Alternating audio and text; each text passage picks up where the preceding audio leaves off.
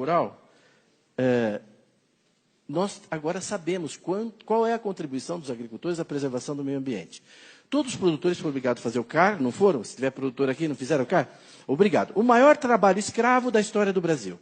Quer dizer, 5 milhões de pessoas obrigadas, sem ganhar nada, a fazer esse trabalho, sob coação, sob ameaça de perda de crédito, tudo, coagidos, sem EPI adequado. Imagina, não tem nem energia elétrica, tem que baixar uma imagem satélite, delimitar. Fez a alegria de um monte de empresa picareta de geoprocessamento que ganhou dinheiro de monte em cima dos agricultores, fazendo um CAR vagabundo, pondo um monte de ônus para os agricultores que não era para pôr. Isso sendo, eles fizeram.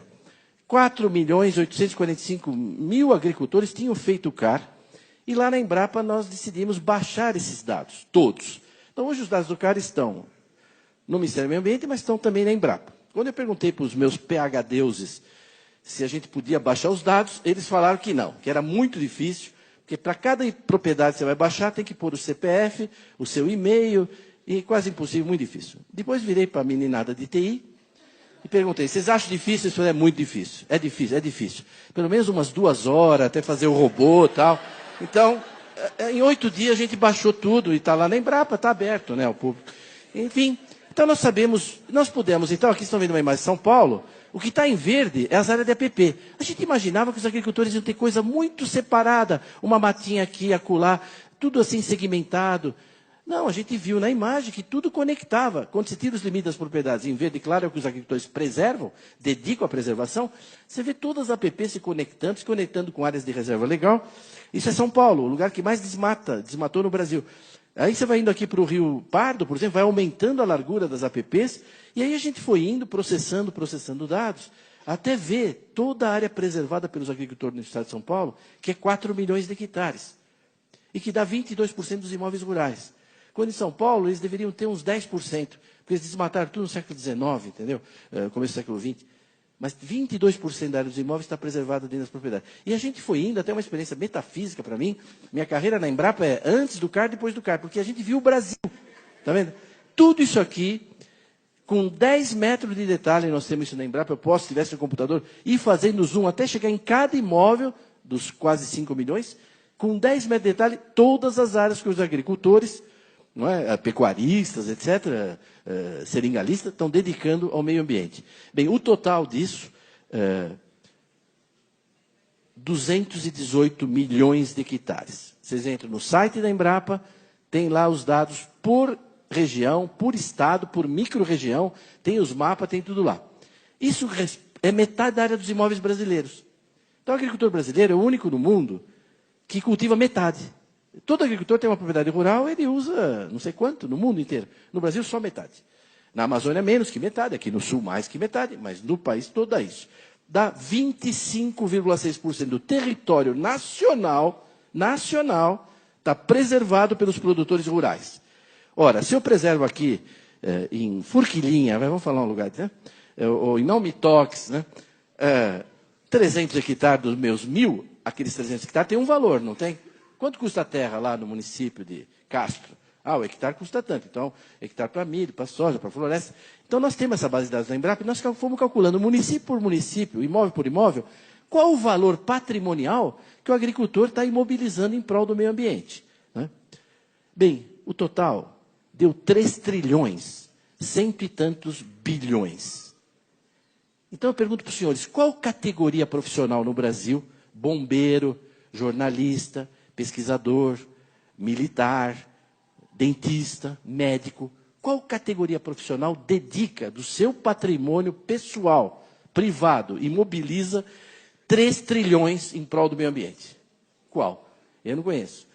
E mais, essa é uma poupança que você é obrigado a pôr 100 mil, não remunera nada, não pode retirar, e ainda tem que pagar todo ano para manter na poupança. Porque se pegar fogo, a culpa é sua. Tem que fazer acero. Se o animal invadir, a culpa é sua, tem que manter cerca. Se vierem roubar madeira à noite, a culpa é sua, tem que pôr vigilância.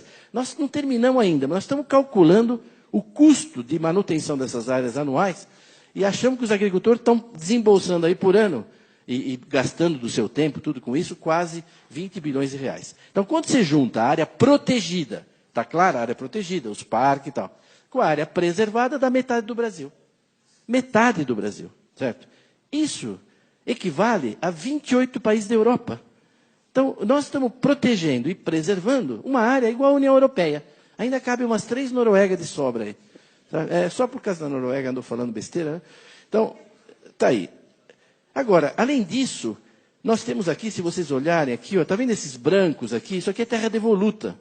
Rio Amazonas, água, inundável. E ainda falta cadastrar um pouco de agricultor. Tem uma área militar grande aqui, o Cachimbo. São áreas que estão preservadas. Quando você junta tudo, dá 66,3% do Brasil dedicado à preservação da vegetação nativa e da biodiversidade. Por quê? Porque é o país mais rico do mundo, é um país que já resolveu todos os seus problemas de saneamento, de saúde, de infraestrutura, né? Bom, a Sanepar pode atestar aqui como o país já resolveu tudo. E aí, como nós temos um fundo soberano que as nações invejam, a maior renda per capita do planeta, a gente fala, vamos deixar, né, 3/4 aí para a turma, né, ajudar o planeta, né?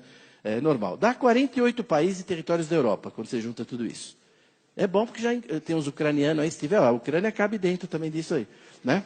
O polaco, está todo mundo aí. A Letônia, Estônia e tal. Então, esse é o queijinho do Brasil, que a gente chama de... Eu vou passar 2 minutos, posso o meu tempo rapidinho? 2 minutos, vocês autorizam 2 minutos? Eu falar, bom, então tá bom, ministro, tá bom.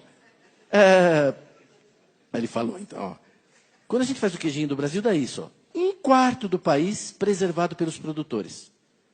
Unidade de conservação integral, terra indígena, aquelas terras devolutas e não cadastradas, no total 66%. A agricultura usa 30%. Só que para a lavoura, 7,8%. A gente cultiva toda a produção de cana, toda a produção de soja, de milho, de algodão, de fruta, 7,8% do território. É pouco, né? Então, esses são os números que vocês têm que sair com eles na cabeça daqui. A gente só cultiva toda essa produção agrícola, 7,8% do Brasil. Tem as pastagens, né? Que uma parte até significativa é pastagem nativa, com vegetação nativa. Pantanal, Pampa, Caatinga, etc. Então, não tem nenhuma categoria profissional que preserve mais o meio ambiente, dedique mais recursos a isso, do que os produtores rurais brasileiros. Então, isso tem que ser conhecido, isso tem que ser dito. Eu estou feliz que agora, no voo que eu vim para cá, eu trouxe uma para deixar com o ministro Reynolds e com quem tem interesse, a revista de bordo da Azul, agora, no avião, está com essa matéria de uma página sobre o nosso trabalho da Embrapa Territorial e falando que os agricultores são os que mais preservam. Até que, enfim, né, alguma coisa começa...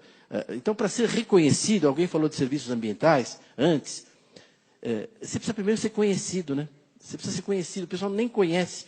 Como é que vai ser reconhecido se não é conhecido? O Brasil é assim. Quer ver como é que os Estados Unidos? Nós baixamos os dados dos Estados Unidos, complicado, um trabalhão, 4 meses, porque assim, morango, amendoim e tal. Olha como é que é os Estados Unidos. Assim. Os Estados Unidos preserva 20 e usa 80. E a gente, assim. Então eu costumo dizer o seguinte, e acho que vocês vão entender, hein? É meio tupi-guarani isso aqui. Nós somos assim, porque nós somos assim. E eles são assim, porque eles são assim. Certo? Concorda?